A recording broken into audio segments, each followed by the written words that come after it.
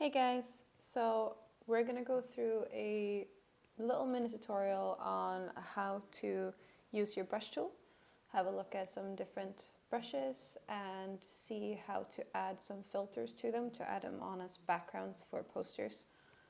So I have the same working surface up that we always use, the 2048 by 2048. Now when I created mine, it automatically gives me a white background, and I'm gonna stay with a white background simply because it's easy to see what you're doing. Now you can create this directly in your working file, and I have an example open here that we will use. To be fair, in here I already have a background, I've just hidden them, so let me show you what it looks like. This is what the poster looks like with the background, with the paint, and this is what it looks like without the paintbrush. So we're going to try and create something that we can use for this. It's great to actually have the background to work on because, again, it's very clear to see what you're doing.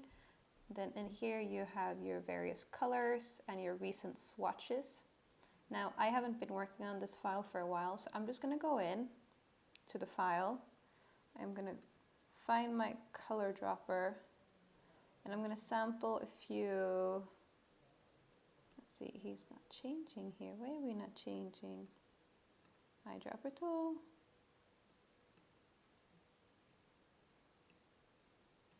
Okay, I think maybe we're just on, there we go, just on the wrong layer. Okay, we're gonna sample nice red there. We're gonna sample nice bright blue. And we might also, we have a look at this kind of golden pendant. So we have these three colors. Right? They're a little retro, but I think they could work. So now we have our background. Now we are going to go to our paintbrush here. You're familiar with where this is now. This is what I don't want you to do. Do not start drawing straight on the background. We're going to keep the background here simply because it's easy to use, or easy to see what you're doing. So I'm going to undo that. And instead of drawing directly on the background layer, I'm going to create a separate layer. So I'm going to make a new layer. And this is going to be my paintbrush layer. And here you can start working your paint. Now, we're going to go into the drop down here and have a look at a few different brushes. Now, I think maybe first we're going to have a look at using something a little bit bigger. Maybe something like this. It looks interesting. But we're going to have to make this a lot bigger. Like there, now we're talking. And I think my primary color, I want to keep it, well, that's a very good question. I'm going to keep it slightly lighter. I'm going to go with the blue. Double check down here. You see my foreground colors in the back, so I'm just going to switch those around. And I'm just going to create a little bit of a swirl here, like so. I keep doing these types of swirls. I need to get used to doing something different.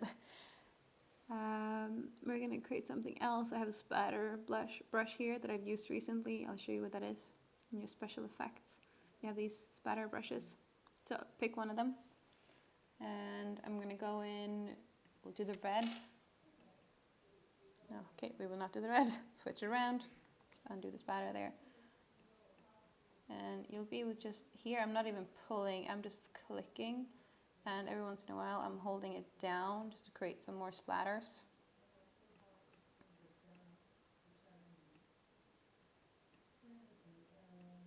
Like so. Of course you can pull this along if you like to create a bit more and do this a little bit faster. And really just play around with what you're doing. What you could do if you also feel a little bit unsure about your placement is to actually create all of these 3 different colors on 3 different layers and then merge them together. I'm not gonna lie, I'm not too fussed. I am just gonna work with what we have here, and this is what we're gonna do. Okay, do a little bit here, a little bit here, a little bit there. Now, okay, so we want to smudge this now. So we have a smudge tool here, and with the smudge tool, okay, let's see if we can just kind of pull things apart a little bit. So we're just going to mess essentially the background up. We don't want it to look this neat. It looks a little too deliberate right now. I just want to fuss this up, right? And you see we're getting a lot of extra blue. That's absolutely fine, but it's almost creating a bit of a watercolor oil type effect, which I personally really like, but then again, that's personal preference. But for backgrounds, I really just like softening edges up. I'm going to create slightly bigger ones as well. Here we go. Okay, so you see a lot of the details do kind of disappear, but that's absolutely fine because we have the color combination in there and we can always add more detailing in later. Now, I really like this. I think this looks great. Actually, I think I'm a little bit surprised over how good that looks. I'm just going to go back to my paintbrush again and still with the spatter tool, and I think we're going to make the spatter a bit bigger this time around, and I'm just going to add, yeah, see, like really big, and I'm just going to add a few kind of blobs of, there we go, switch them around, like that, of yellow and red. And this is all that I'm going to do. Now, if we hide the background layer, you'll see that this is actually transparent. So if you would have drawn this on a transparent layer, this is what you would see, and it doesn't look good. But when you have a white background in, you can really see what it looks like, and I think this looks really nice. So I'm going to grab my move tool, make sure that I'm on the paintbrush layer, and then I'm going to simply grab this background, pull it in, and pull it back down.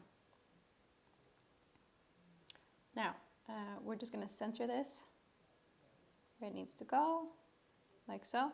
And then the reason why you now get this is obviously the layer is not in the correct spot.